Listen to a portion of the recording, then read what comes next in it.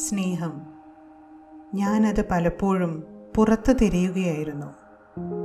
ബന്ധങ്ങളിൽ നിന്ന് എനിക്ക് ലഭിക്കുമെന്ന് ഞാൻ തെറ്റിദ്ധരിക്കുകയായിരുന്നു. ഇന്ന് ഞാൻ ഇത് തിരിച്ചറിയുന്നു. ഞാൻ സ്നേഹമാണ്. സ്നേഹമാണ് എൻ്റെ സ്വരൂപം. സ്നേഹമാണ് എൻ്റെ സ്വഭാവം. ഞാൻ സ്നേഹം പ്രസരിപ്പിക്കുന്നു. എല്ലാ ബന്ധങ്ങളിലും അവർ ആരാണെന്നും അവർ എന്നോട് എങ്ങനെ പെരുമാറുന്നുവെന്നും പരിഗണിക്കാതെ തന്നെ ഞാൻ എല്ലാവരെയും സ്നേഹിക്കുകയും അംഗീകരിക്കുകയും ചെയ്യുന്നു.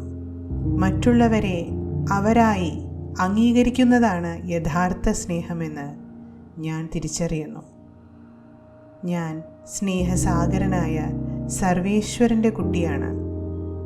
ഞാൻ സ്നേഹസ്വരൂപനാണ്.